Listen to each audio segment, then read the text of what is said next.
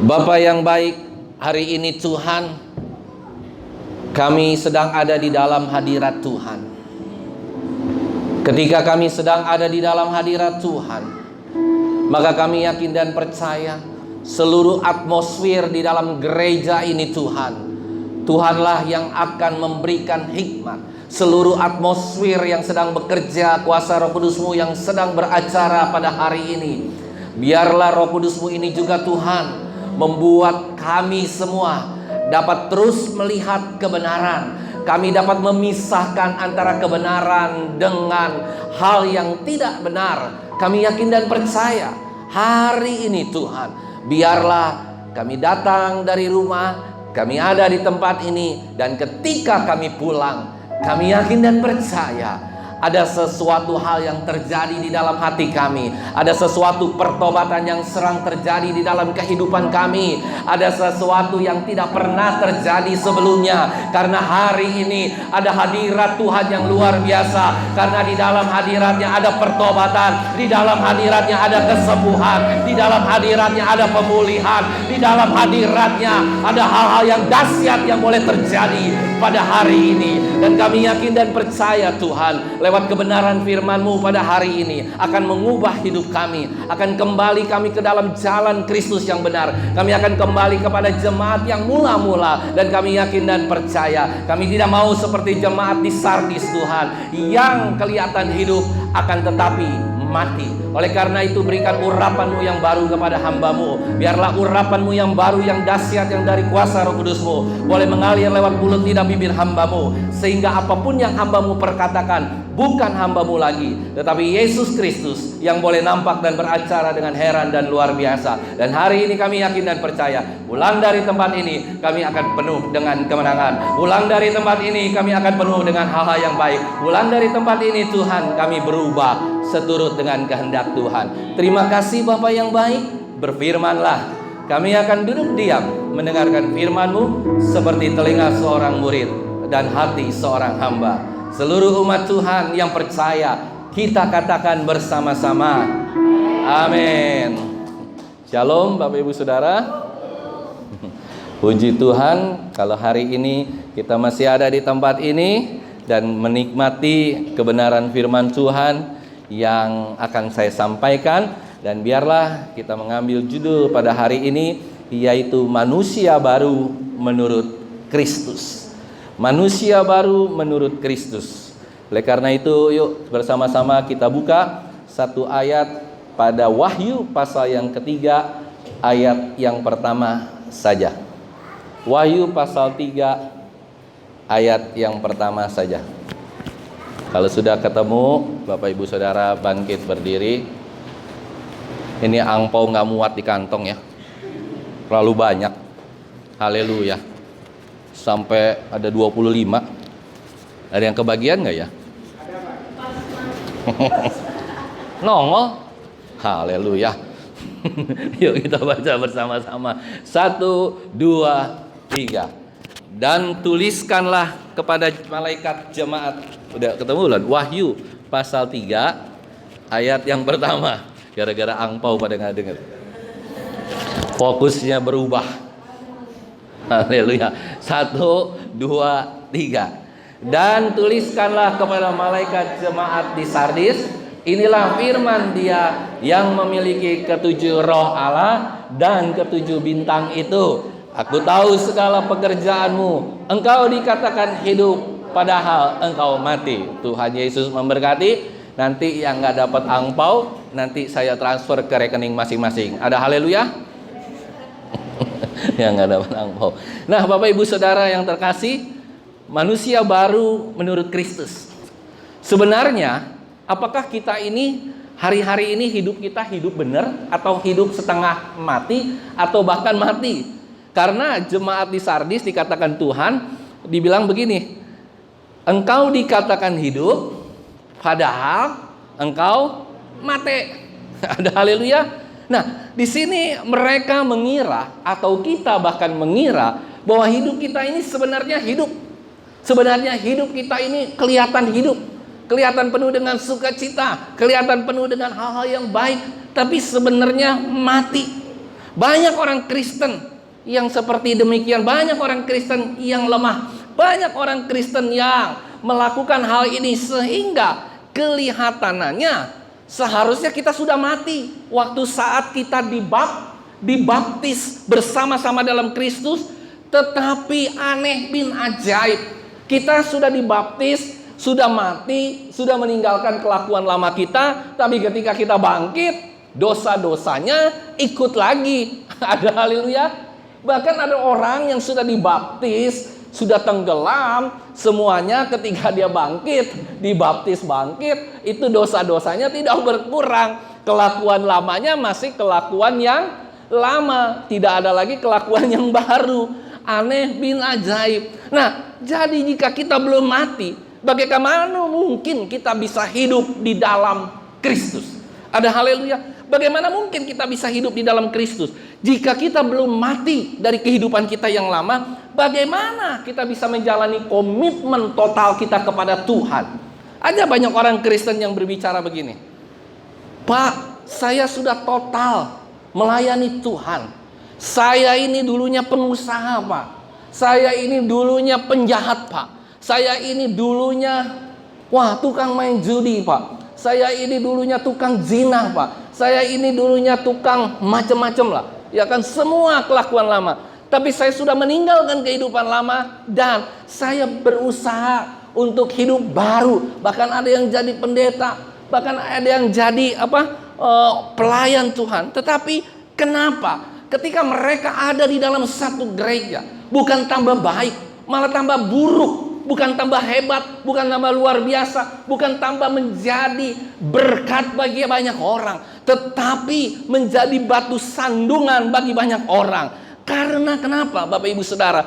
Karena satu hal, kita sebenarnya tidak sungguh-sungguh. Sekalipun kita mau diselamatkan, tapi kita tidak sungguh-sungguh beribadah kepada Tuhan. Kita tidak sungguh-sungguh mau diselamatkan. Kita tidak sungguh-sungguh. Kita masih setengah-setengah. Bahkan di dalam pelayanan full time, belum berarti orang itu menjadi full heart. Di dalam pelayanan orang itu, hatinya kelihatan sudah sungguh-sungguh, tapi sebenarnya masih setengah-setengah. Apa yang saya maksudkan hal tersebut? Kenapa orang bisa bicara tentang full time?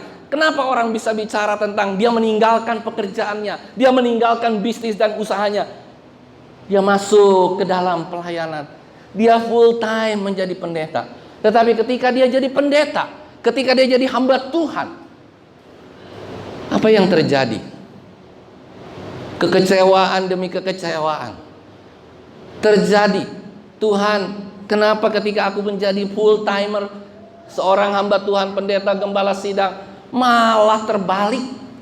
Ada haleluya. Malah semua kehidupan aku menjadi hancur-hancuran, dan akhirnya dia tidak tahan, dia kembali lagi ke dalam kehidupan yang lama. Kenapa hal ini bisa terjadi, Bapak Ibu Saudara? Apa sih sebenarnya yang terjadi di dalam kehidupan kita? Kita sudah melepaskan karir, kita sudah melepaskan segala-gala dalam kehidupan kita.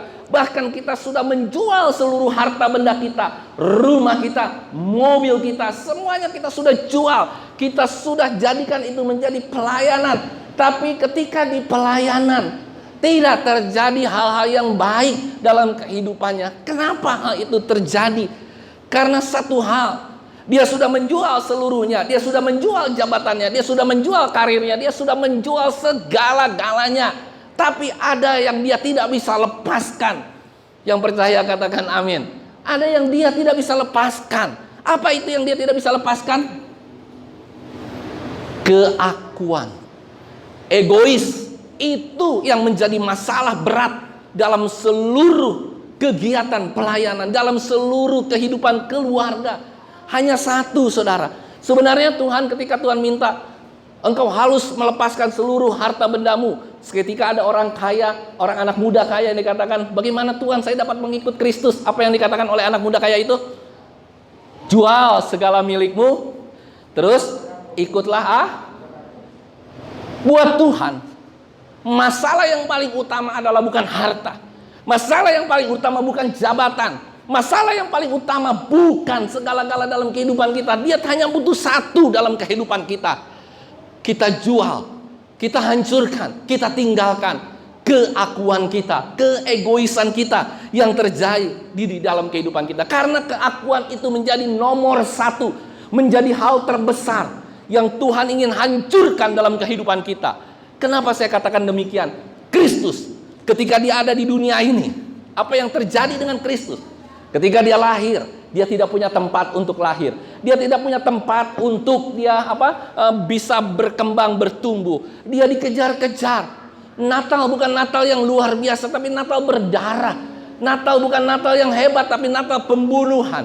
Dia dikejar-kejar.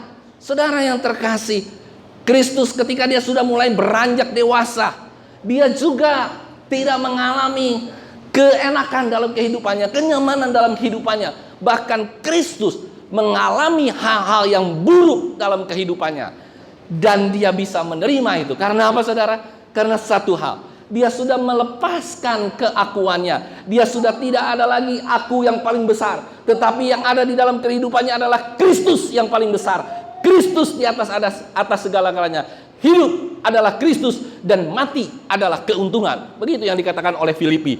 Bapak Ibu Saudara yang terkasih, banyak orang menjadi orang Kristen, bahkan melayani Tuhan dengan full time, tetapi hatinya tidak full heart, sehingga kepuasan mendalam terhadap Tuhan itu dikesampingkan. Dan disinilah letak bahaya mengintip dalam kehidupan orang-orang Kristen. Saya mau katakan satu hal, ini paling bahaya, saudara. Coba saudara bisa kita introspeksi pribadi lepas pribadi. Kita introspeksi semua kehidupan kita. Pernah nggak saudara dalam satu kehidupan suami istri, kayak anak terhadap orang tua terhadap anak, jemaat terhadap gembala, gembala terhadap jemaat? Pernah nggak saudara lihat orang yang pernah biasanya baik-baik saja, tapi di hatinya belum dibereskan keakuannya, tiba-tiba suatu saat dia meledak-ledak. Saudara melihat dia bukan seperti yang saudara lihat. Pernah nggak? Halo? Begitu garang seperti serigala, begitu luar biasa, tanduknya muncul semua ketika dia mau berantem sama orang, ketika dia ditekan, ketika dia disudutkan, ketika dia ditekan habis-habisan, maka semua taringnya keluar, tanduknya keluar, semua-muanya keluar. Ada haleluya? Nggak rela mereka untuk dipus. Tapi lihat Yesus, ketika Yesus disudutkan, ketika Yesus mau diadili, dia tidak berkata apa-apa. Ketika Yesus dibantai sekalipun sebagai anak domba yang disembelih, dia tidak melakukan bagian apa-apa. Kenapa, saudara? Karena dia sudah beres dengan kehidupannya, dia sudah beres dengan keakuannya. Sedangkan kita masih ada di dalam hati kita nih. Kalau kita lihat dari A sampai Z gitu ya, kita lihat, masih ada hati kita di dalam. Mungkin baru level 1 sudah aman, level 2 sudah aman, level 3 aman, level 4 tiba-tiba meledaklah kita. Kenapa? Karena itu belum kita bereskan kepada Tuhan. Yang percaya katakan amin. Belum kita bereskan kepada Tuhan. Seperti salah satu contoh begini. Mungkin banyak anggapan orang yang sering mengatakan bahwa kalau kita berdoa berjam-jam, Tuhan pasti sayang sama kita. Kalau kita baca Alkitab berjam-jam, ya apa ya? Tuhan pasti sayang sama kita. Ya apa ya? Selalu pandangan kita, paradigma kita seperti demikian. No. Tuhan tidak pernah tambah sayang kepada kita ketika kita baca Alkitab berjam-jam. Tuhan tidak pernah sayang kepada kita, tambah sayangnya kepada kita, tambah mengasihi kita ketika kita berdoa berjam-jam. Sejamkah pagi hari, sejamkah malam hari? Tidak. Karena kenapa? Tuhan sudah sayang terlebih dahulu kepada kita. Yang percaya katakan amin. Justru ketika kita baca Alkitab berjam-jam, justru ketika kita berdoa berjam-jam, itu tandanya kita mengasihi Tuhan. Yang percaya katakan amin. Kita semakin mengasihi Tuhan, kita semakin mengasihi Tuhan. Tuhan tidak akan pernah berhenti untuk menyayangi orang berdosa. Katakan kiri kananmu, Tuhan tidak pernah berhenti kalau engkau berdosa. Tuhan tidak akan pernah berhenti mengasihimu sekalipun engkau berdoa. Yang percaya katakan amin. Dia tidak pernah berhenti mengasihi. Kalau dia berhenti mengasihi manusia, maka dia berhenti menjadi Tuhan. Ada amin? Tuhan tidak pernah berhenti mengasihi manusia. Kalau dia berhenti mengasihi manusia, dia berhenti mengasihi Pak Yono, dia berhenti mengasihi saya, maka dia berhenti menjadi Tuhan. Dia tidak pernah, karena Allah itu bukan pembawa kasih, Allah itu bukan pelaku kasih, Allah itu adalah kasih itu sendiri. Dia itu identik dengan kasih. Kalau Allah itu adalah kasih, maka apapun yang dia lakukan itu adalah kasih. Dia tidak pernah menghambat hujan untuk orang yang jahat. Dia tidak pernah menghambat matahari terbit untuk orang yang jahat, untuk bandit, untuk ketua mafia sekalipun. Dia tetap sama semua, karena dia adalah Tuhan. Dia tidak pernah berhenti mengasihi orang berdosa. Tapi jangan salah, jangan sampai ketika dia tidak pernah berhenti mengasihi orang berdosa, maka kita menganggap, aduh tenang saja, besok masih ada kasih. Tenang saja, besok masih ada pengampunan. Tenang saja, besok masih ada hal yang luar biasa. No, suatu saat Tuhan akan berhenti, bukan mengasihi, Tuhan akan berhenti memberikan kebijaksanaannya. Tuhan akan berhenti, dan itu adalah otorisasi daripada Tuhan. Itulah Tuhan yang kita sembah.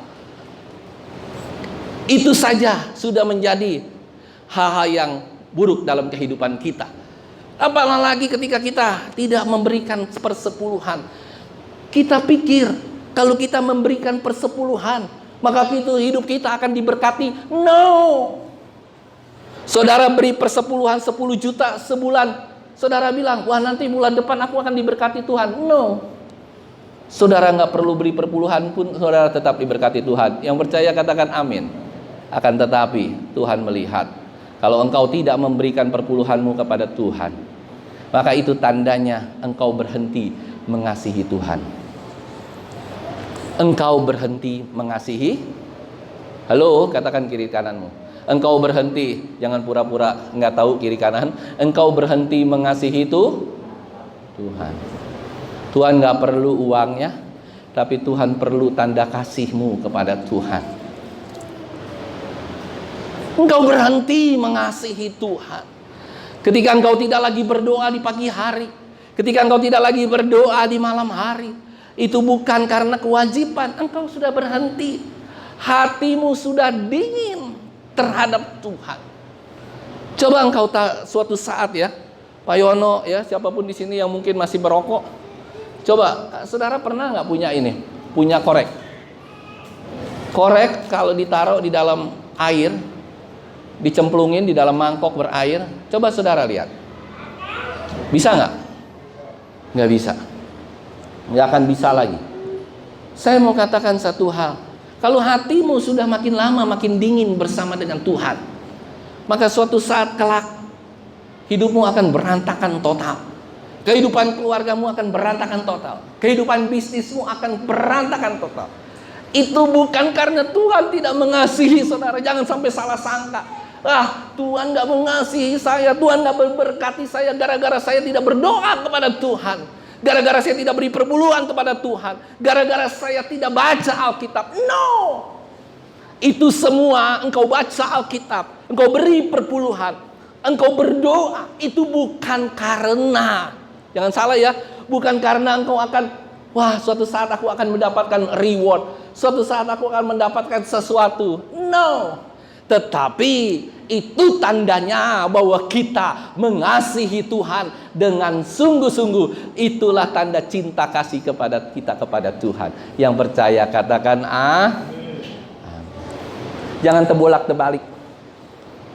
Kalau engkau bilang begini, aku beri perpuluhan, nanti aku akan diberkati. No. Saudara bisa beri perpuluhan itu karena saudara sudah diberkati oleh Tuhan terlebih dahulu. Kalau saudara tidak diberkati oleh Tuhan, bagaimana saudara bisa beri perpuluhan? Iya apa ya, Bapak Ibu Saudara? Bagaimana saudara bisa kasih uang kolekte? Bagaimana bisa saudara memberikan pemberian bagi pembangunan gereja? Bagaimana saudara bisa memberi kepada orang-orang yang miskin? Kalau saudara tidak diberi terlebih dahulu, tidak diberkati terlebih dahulu oleh Tuhan. Dan konsep inilah saya secara pribadi pakai selama kurang lebih sudah hampir dari umur saya 20 tahun, 21 tahun, saya mengerti mengenai konsep ini. Sampai hari ini sudah 34 tahun, saya mengerti bahwa saya memberi bukan karena sayanya, bukan karena saya ingin diberkati lagi. Jadi banyak orang bilang, beri ya, saudara, penggembala bilang beri, nanti saudara akan salah. Sebelum saudara memberi, saudara sudah diberkati oleh Tuhan. Katakan kiri kananmu, sebelum saudara memberi, saudara sudah diberkati oleh Tuhan. Karena engkau diberkati oleh Tuhan, engkau memberi yang terbaik bagi Tuhan. Yang percaya katakan amin. Jangan terbolak-terbalik. Konsep Kristen itu tidak terbolak-terbalik. Yang terbolak-terbalik adalah fotokopi, bukan konsep Kristen. Konsep Kristen, konsep kekristenan sejati adalah bersumber pada Tuhan. Teosentris. Teosentris, sentralnya adalah Tuhan, bukan kita sebagai manusia, ya. Teosentris. Kalau saudara mengerti mengenai itu, maka hidup saudara akan luar biasa berbahagia. Sepanjang kehidupan saudara, saudara akan tertawa, saudara akan bersuka cita. Nggak ada lagi muka merengut saudara, nggak ada lagi muka bersusah payah. Yang percaya katakan ada proyek nggak ada proyek, ada berkat nggak ada berkat, ada apapun nggak ada apapun dalam kehidupan kita, karena kita serius kepada Tuhan, menyayangi Tuhan. Kalau Tuhan sudah memberi, maka nggak ada orang pun yang dapat menutup. Kalau Tuhan sudah membuka jalan, tidak ada seorang pun yang dapat menutup. Tapi kalau Dia sudah menutup jalan, tidak ada seorang pun yang dapat membuka. Hati-hati, konsep ini juga jangan dibolak-balik. Jangan dibolak-balik, dijadi-satukan dengan perpuluhan, tidak ada hubungannya. Kalau Tuhan mau memberi, itulah hak prerogatif Dia untuk memberi kepada kita. Yang percaya katakan amin. Kalau Dia mau cabut, Dia cabut. Saya mau katakan, yuk kita masuk lagi ke sini. Itulah bahaya yang akan kita alami, saudara. Ya, jadi jangan sampai kita membuat komitmen tanpa meninggalkan manusia lama kita. Yang percaya katakan di awal akhir tahun kita kan sering kali kita bilang, Tuhan, aku mau komitmen tahun depan tidak ada 1 bulan pun di dalam tiap bulan aku tidak bayar perpuluhan. Good. Ya, saya kasih tahu ya, tidak ada 1 pun ya, 1 bulan pun yang terlewat aku tidak bayar perpuluhan. Good, komitmen bagus. Tahun depan aku mau melepaskan rokok. Yang percaya katakan amin. Ada nggak yang punya komitmen begitu? Tahun depan aku akan mengurangi dosa judi aku. Tahun depan, yang tadinya aku ke gereja mungkin tahun lalu, ya kan, kayak kapal selam yang ada banyak jemaat di gereja kita juga banyak yang muncul hanya setiap hari Natal. Kalau sudah mau Natal, 1 bulan sebelum Natal dia muncul terus. Tapi setelah Natal, bulan Januari ini, bye-bye sayonara. Ada haleluya.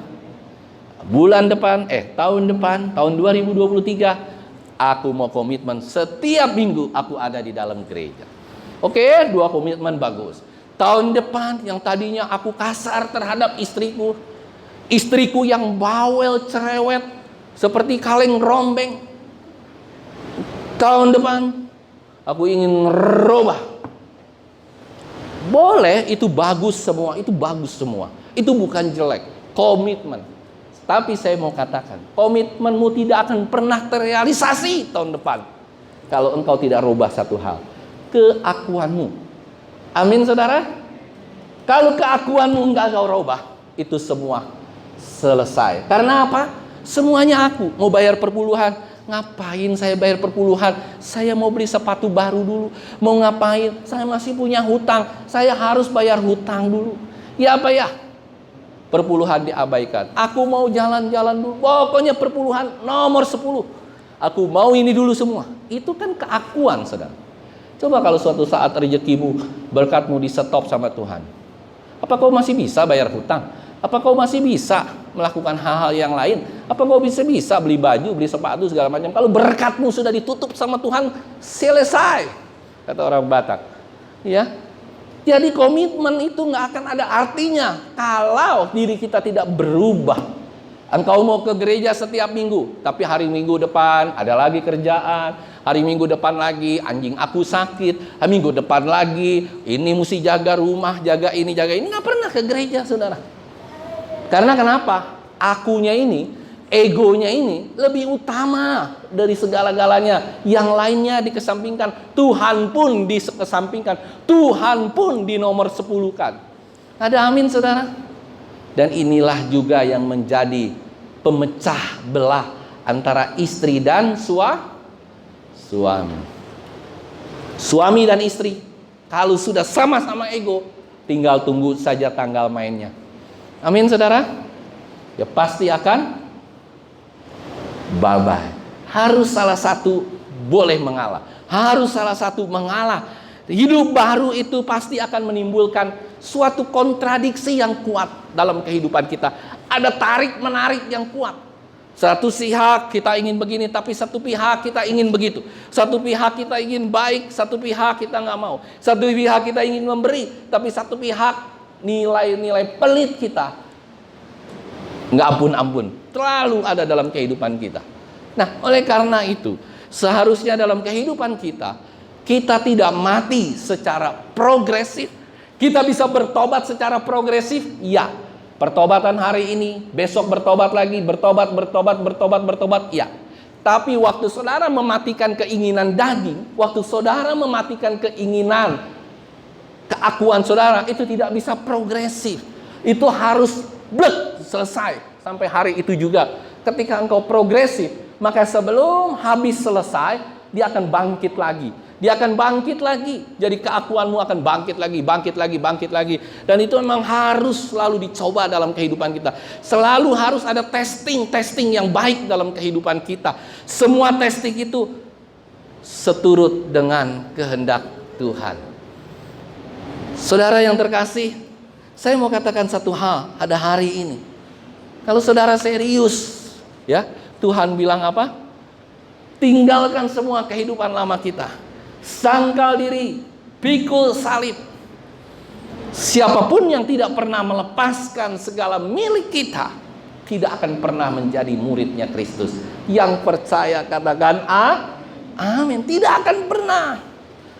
Ya kan? Coba kita baca yuk Lukas pasal 14 ayat 25. Ada yang bawa Alkitab?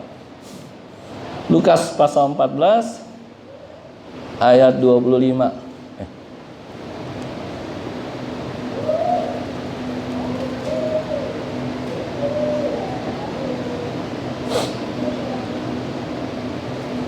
Lukas 14 ayat 25, demikian firman Tuhan. Pada suatu kali banyak orang berduyun-duyun mengikuti Yesus dalam perjalanannya. Amin. Sambil berpaling ia berkata kepada mereka. Amin. Yuk baca lagi 26-nya. 1, 2, 3. Jikalau seorang datang kepadaku dan ia tidak membenci bapaknya, ibunya, istrinya, anak-anaknya, saudara-saudaranya laki-laki atau perempuan, bahkan nyawanya sendiri, ia tidak dapat menjadi muridku. Ayat 27 saya sambung. Barang siapa tidak memikul salibnya dan mengikut aku, ia tidak dapat menjadi muridku. Saudara yang terkasih, ini statement keras dari Kristus. Jadi barang siapa yang bukan membenci itu dalam arti kata, wah saya harus benci bapak saya harus benci ibu saya, bukan. Maksudnya membenci di sini adalah rela meninggalkan kedua orang tuanya, rela mengabaikan kedua orang tuanya jika ada kebutuhan khusus. Kristus harus lebih diutamakan. Itu maksudnya. Nah, sehingga ketika itu semua terjadi, berarti Tuhan tahu bahwa kita benar-benar bisa meninggalkan segala-galanya untuk Kristus. Dan saudara lihat ya, ayat ini ada yang berbeda dari ayat-ayat yang lain. Saudara perhatikan baik-baik ayat yang ke-27. Ya. Yuk kita baca yang kenceng. Satu ini aja supaya saudara sadar sesadar-sadarnya hari ini. 1, 2, 3. Barang siapa tidak memikul salibnya dan mengikut aku, ia tidak dapat menjadi muridku. Biasanya Tuhan ngomong apa? Saudara harus apa? Sangkal diri, baru pikul salib. Tapi in this statement, dia hanya bilang satu hal. Barang siapa tidak memikul salibku, tidak memikul salibnya dan mengikut aku. Artinya apa, saudara? Dia tidak lagi mengalami satu progresif. Tuhan sudah tidak membutuhkan bagi orang-orang Kristen yang seperti kita. Kita sudah menjadi Kristen 10 tahun, 20 tahun, atau 30 tahun bahkan. Tuhan tidak lagi statementnya, ayo sangkal diri, pikul salib. Enggak. Dia bilang, kalau engkau tidak pikul salib aku, maka engkau bukan lagi menjadi muridku. Pikul salib, artinya apa, saudara? Pikul salib menyerahkan segala-galanya, termasuk nyawa kita. Jadi kalau kita tidak serius di dalam Tuhan, saya mau katakan hari ini, percuma kita menjadi murid Tuhan. Halo, amin. Saudara, gini ya, saya sering kali katakan, udah beberapa tahun yang lalu saya katakan gini. Lebih enak mana ya? Kalau saya sering berpikir begini. Di dalam dunia kita setengah-setengah. Ikut Tuhannya setengah-setengah, tidak full heart gitu ya. Terus pas mati masuk surga atau neraka? Saya mau tanya. Hah? Masuk neraka? Mau ngapain? Hidup kita udah capek-capek ya. Setengah-setengah tapi jadi orang Kristen, hari Minggu duduk di sini, Senin, Selasa, Rebo melakukan dosa. Ada dosa zina kah? Dosa judi kah? Dosa apa lagi, saudara? Kasarlah terhadap suami, kasarlah terhadap istri, kasar terhadap anak. Percuma, saudara. Lebih baik engkau happy-happy saja di dunia. Ya nggak? Halo? Kan hidup hanya sekali. Happy-happy lah di dunia. Engkau, udahlah dari Senin sampai Selasa, nggak perlu ke gereja lagi hari Minggu. Ngapain saudara nongkrong di gereja? Kalau ternyata dari atas Tuhan lihat, ini orang ngapain di gereja? Ya kan, setiap Senin, Selasa, Rebo semua. Kecuali saudara Senin, Selasa, Rebo berusaha untuk tidak berbuat dosa. Berusaha loh ya. Tapi kalau saudara nyemplung juga ke dalam dosa, yaitu mungkin ada pencobaan. Tapi itu berusaha. Tapi kalau setiap hari saudara berbuat dosa, setiap hari saudara gemar berbuat dosa, lebih baik saudara nggak usah ke gereja hari Minggu. Ngapain? Nggak usah berdoa malam, nggak usah doa pagi, nggak usah, saudara. Lebih baik saudara senang-senang selama hidup saudara, masuk juga mati juga masuk neraka. Kan jadi enak, senang-senang dulu, pasti daripada saudara sengsara hidup di dunia tapi tidak sungguh-sungguh sama Tuhan, tidak melepaskan keakuan sama Tuhan, mati juga masuk neraka. Kecuali ke saudara sungguh-sungguh sama Tuhan, full komitmen, tapi bukan hanya komitmen, tapi saudara melepaskan keakuan. Keakuan itu yang udah saya bilang tadi. Salah satunya adalah kasih kepada Tuhan. Cinta kasih kepada Tuhan, serius di dalam melayani Tuhan, bukan main-main. Kelakuan kita terhadap keluarga, kelakuan kita terhadap anak-anak, kelakuan kita terhadap orang tua. Hati-hati ya. Anak-anak juga jangan sampai orang tua harus terlebih dahulu. No. Kita harus bersama-sama, karena kedua baik orang tua maupun anak-anak itu adalah manusia. Manusia ordonya, saya mau katakan begini ya.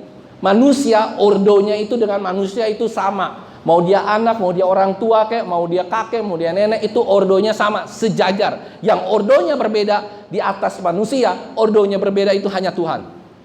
Jadi jangan sampai saudara bilang begini, saya nggak mau orang tua saya tidak berubah kelakuannya, saya juga tidak berubah. No. Engkau harus juga bisa berubah. Sama-sama harus bisa berubah. Jadi jangan menunggu yang satu berubah, yang satu tidak berubah. Harus berubah bersama-sama. Metanoia bersama-sama. Tidak bisa sepotong-sepotong. Yang mana yang sadar terlebih dahulu, yang mana yang merasa berdosa terlebih dahulu, minta ampun, minta maaf, dan semua harus berubah. Sama-sama berubah. Begitu juga dengan semua di dalam, bukan hanya di dalam keluarga, rumah tangga, di dalam bisnis, di dalam usaha, harus sama semua. Ada amin, saudara? Jangan sampai saudara keliru ya dengan semua pengajaran-pengajaran. Saya mau katakan begini, yang terakhir saya mau katakan, anugerah yang mahal ya lawan anugerah yang murah. Saya mau katakan simple thing begini. Kita dibeli, kita menjadi Kristen, kita menjadi pengikut Kristus itu gratis apa bayar? Gratis apa bayar? Seakan-akan kelihatan murahan. Ya apa ya? Sebenarnya ya, kita mau ngomong jujur nih. Kalau agama lain itu nggak murahan. Kenapa? Waktu dia menjadi orang agama lain itu, kita nggak usah sebut agamanya, mau A, B, C. Saudara pasti dituntut untuk melakukan sesuatu. Ya apa ya? Mesti beginilah, mesti sembayang lah, mesti begini. Semua agama begitu. Ada yang mesti semedi lah, ya kan? Ada yang mesti meninggalkan kehidupan lama lah. Semua ada syarat. Cuman orang Kristen doang yang paling enak. Bertobat, cari Kristus, happy di gereja, nggak perlu dituntut harus berdoa 3 kali sehari. Ya apa ya? Semuanya enak-enak saudara, happy. Ya apa ya? Tapi saya mau katakan satu hal. Anugerah Kristus itu bukan anugerah yang murahan. Anugerah yang dia berikan kepada kita harus kita bayar dengan harga yang mahal. Yang percaya katakan amin. Kita harus membayarnya dengan harga yang mahal. Kita harus sungguh-sungguh kepada Tuhan. Kita sudah diberikan anugerah yang besar. Ya, itulah yang Tuhan rindukan terjadi. Yesus katakan lagi ya tadi di ayat 33. Tiap-tiap orang di antara kamu yang tidak melepaskan dirinya dari segala miliknya tidak dapat menjadi muridku.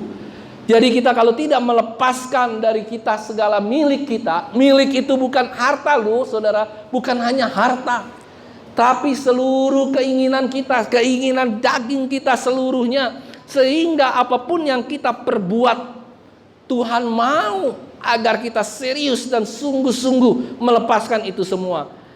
Karena itu, kalau itu bisa kita lakukan, maka selesailah kehidupan kita. Kita sudah selesai dengan diri kita. Itu yang Tuhan mau. Melepaskan segala-galanya jauh melebihi sekedar harta milik.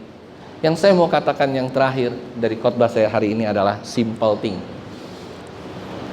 Mulai hari ini, relakah kita memikul salib untuk mengikut Kristus? Kalau kita tidak rela untuk memikul salib, maka lupakanlah kekristenan dalam kehidupanmu. Selesai. Tidak ada khotbah yang sekeras ini dari seluruh pendeta mungkin. Tapi saya mau memproklamirkan ini supaya kita sadar sesadar-sadarnya. Keakuan itu yang paling musuh, yang paling utama dalam kehidupan kita yang harus kita buang. Buang itu nomor 1. Gantikan itu dengan Kristus yang ada di dalam kehidupanmu. Itu saja. Kalau itu bisa engkau lakukan, maka engkau akan mendapati orang itu lemah lembut. Orang itu engkau melihatnya juga adem. Engkau melihatnya ini orang baik, luar biasa, penuh dengan kebijaksanaan.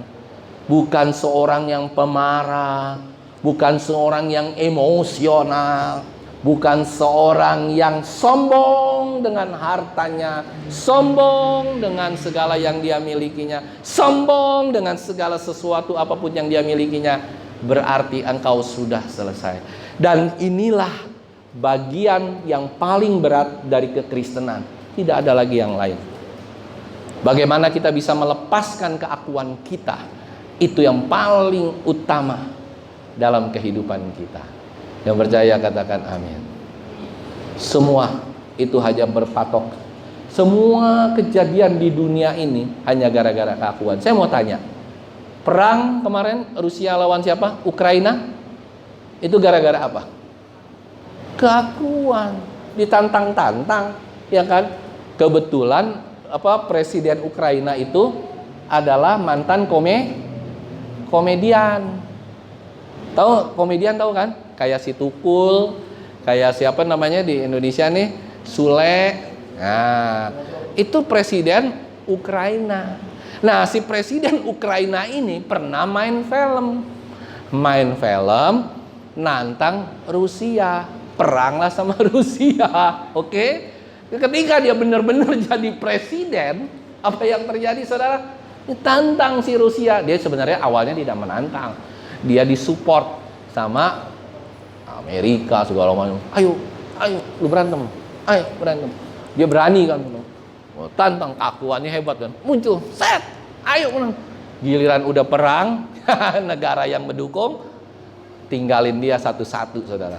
Dia perang sendiri, babak belur, dan belur berbabak-babak, saudara, sampai hari ini. Itu hanya gara-gara keakuan saja. Kita di jalanan ribut berantem gara-gara apa? Akuan.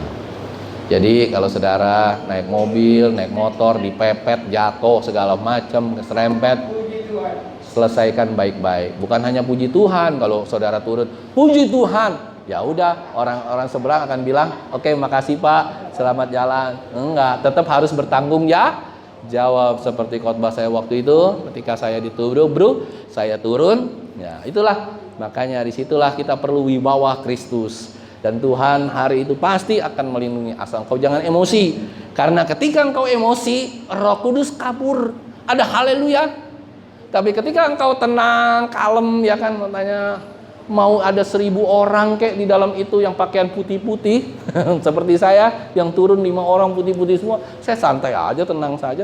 Dia bilang, "Aduh Pak, maaf ya," katanya, "saya ganti ya." Nah, langsung diganti. Ya udah, puji Tuhan, tinggal negosiasi harganya.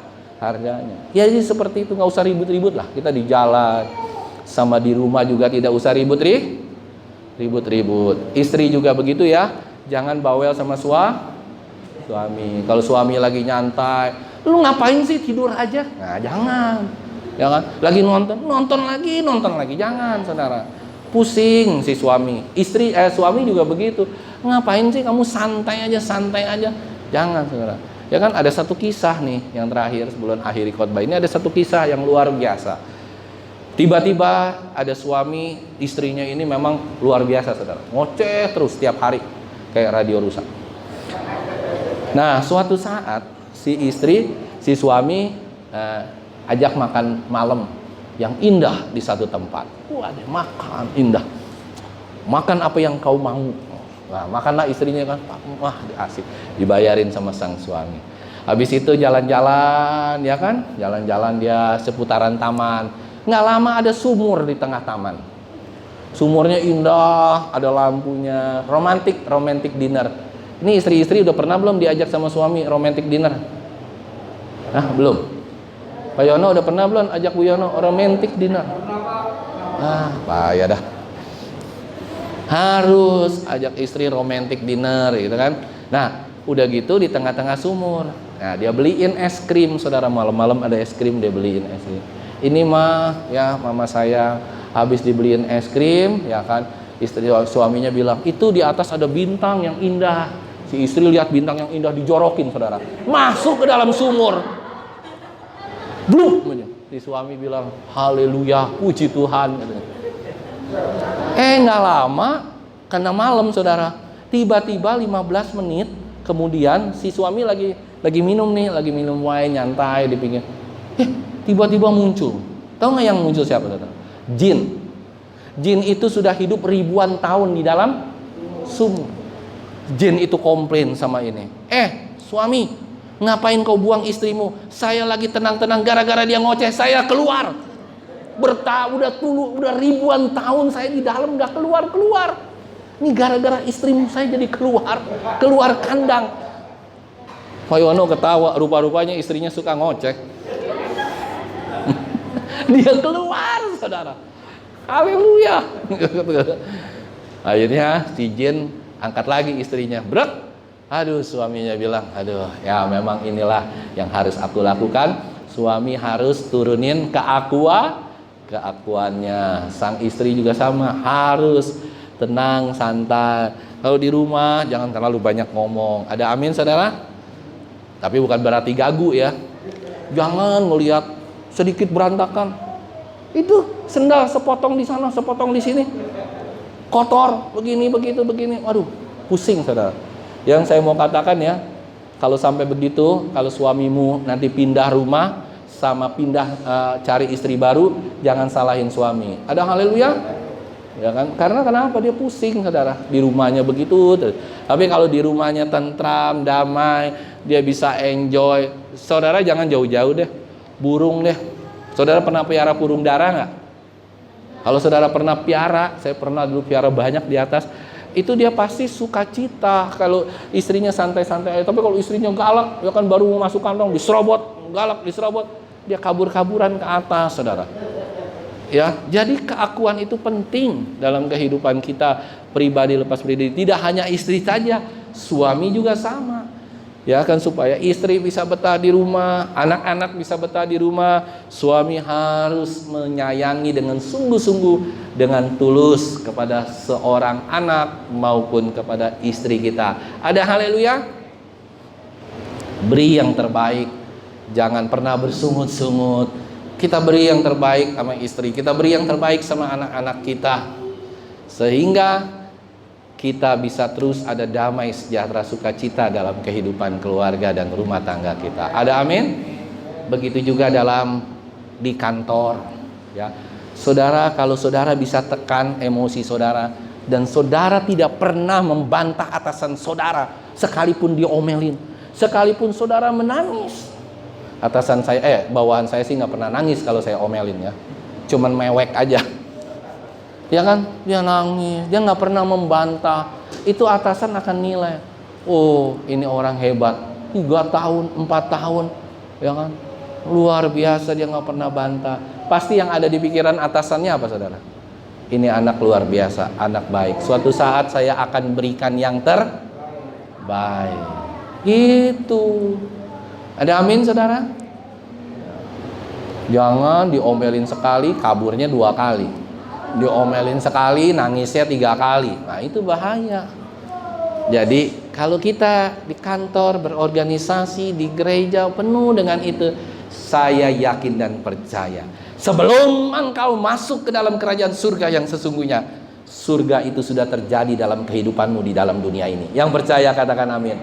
Ada surga di gerejamu, ada surga di tempat kantor kerjaanmu, ada surga di tempat bisnismu, ada surga di keluargamu, ada surga di mana-mana dalam kehidupanmu. Ada amin, saudara?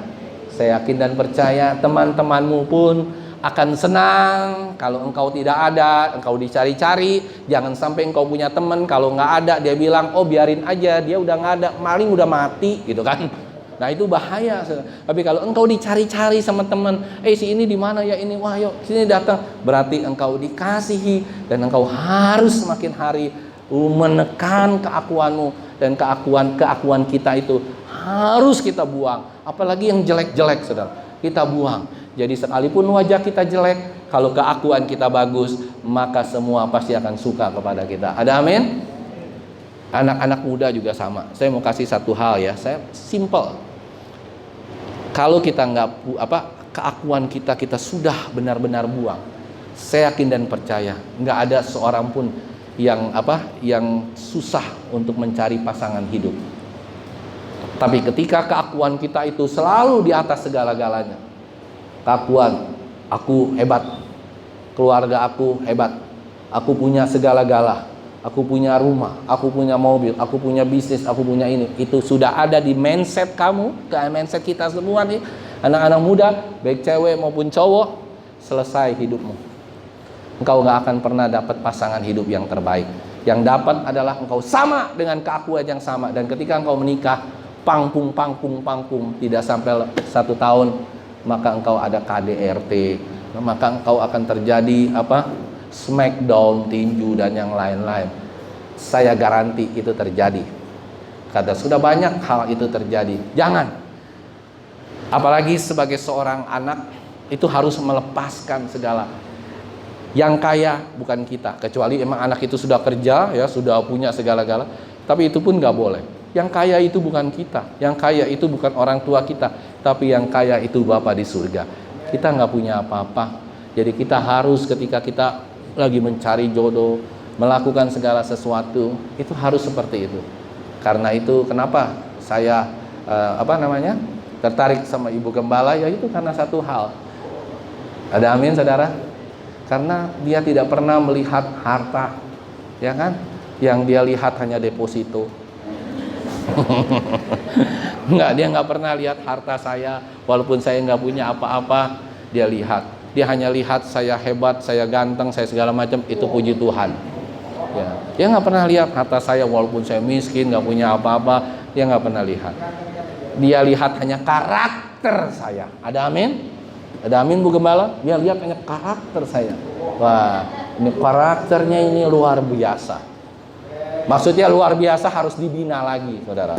Bukan luar biasa hebat, tapi dibina lagi, bukan dibinasakan, tapi dibina lagi, dibina lagi, dibina lagi. Itu ya cara cari orang, cara cari jodoh yang terbaik. Ada amin? Jangan pernah mencari pasangan hidup hanya mengandalkan harta, harta, harta, dan harta. Karena itu bukan anak-anak Tuhan. Amin. Tuhan memberkati. Biar kita rela untuk melepaskan segala sesuatu, keakuan kita. Kita mengerti bahwa kita semua adalah milik Tuhan. Dan semua apa yang kita miliki harus kita lepaskan yang tidak berkenan di hadapan Tuhan. Kita angkat satu pujian. Kita katakan bersama-sama. Bagaikan bejana siap dibantu. Ku mau seperti-Mu Yesus.